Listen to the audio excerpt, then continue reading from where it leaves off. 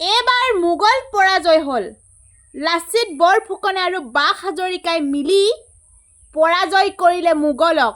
আহকচোন অখিল গগৈয়ে কি মন্তব্য আগবঢ়ালে। এবাৰ আপোনালোকে নিশ্চয় দেখিলে লাচিত বৰফুকন আৰু লাচিত বৰফুকনৰ লগত কোন আছিলে সংখ্যালঘু সেনাপতি কোন আছিলে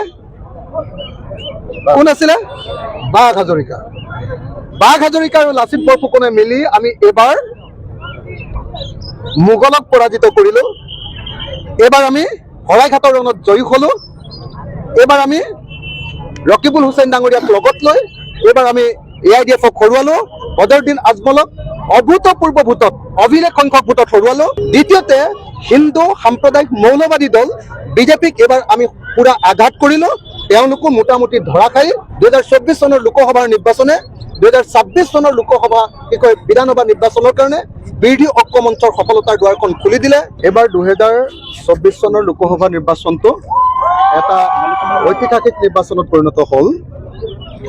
2024 চনৰ নিৰ্বাচনটোৱে সঁচাকৈ BJP দলক তেওঁলোকৰ যি অহংকাৰ, তেওঁলোকৰ যি গুণ্ডাৰাজ, তেওঁলোকৰ যি হিটলাৰী ৰাজ, তেওঁলোকৰ যি সাম্প্ৰদায়িকতা আৰু তেওঁলোকৰ যি দেশ বিক্ৰী কৰা কাৰবাৰ আৰু মূল্যবৃদ্ধি, তাৰ বিৰুদ্ধে ৰাইজে এইবাৰ BJPৰ বিৰুদ্ধে ভোটদান কৰিছে। গৌৰৱ গগৈ জয়টো তপন গগৈৰ পৰাজয় নহয়, গৌৰৱ গগৈ জয়টো হ'ল অসমৰ মুখ্যমন্ত্ৰীৰ পৰাজয়।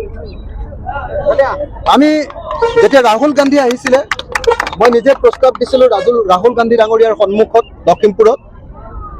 মোক ভূপেন বৰা ডাঙৰীয়াই অনুৰোধ কৰিছিলে আৰু মই নিজেই ৰাহুল গান্ধী ডাঙৰীয়াক প্ৰস্তাৱ দিছিলোঁ যে গৌৰৱ গগৈ নগাঁৱত নহয়, গৌৰৱ গগৈক আমি যোৰহাটত খেলাব লাগে। আৰু গৌৰৱ গগৈক যদি যোৰহাটত আমি ইলেকশ্যন খেলাওঁ তেতিয়াহ'লে অসমৰ নিৰ্বাচনী প্ৰেক্ষাপট সলনি হৈ যাব বুলি আমি কৈছিলোঁ।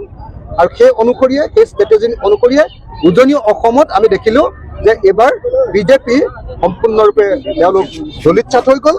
বিশেষকৈ যোৰহাটৰ নিচিনা সন্মানীয় সমষ্টিটোত BJP সম্পূৰ্ণৰূপে পৰাভূত হ'ল। আজি BJPয়ে বাৰম্বাৰ কৈ থাকে যে তেওঁলোকে শৰাইঘাটৰ ৰণ কৰিছে। দ্বিতীয় শৰাইঘাটৰ ৰণ, শৰাইঘাটৰ শেষ ৰণখন কিহৰ আছিলে? বদৰুদ্দিন আজমলক পৰাভূত কৰাৰ ৰণ।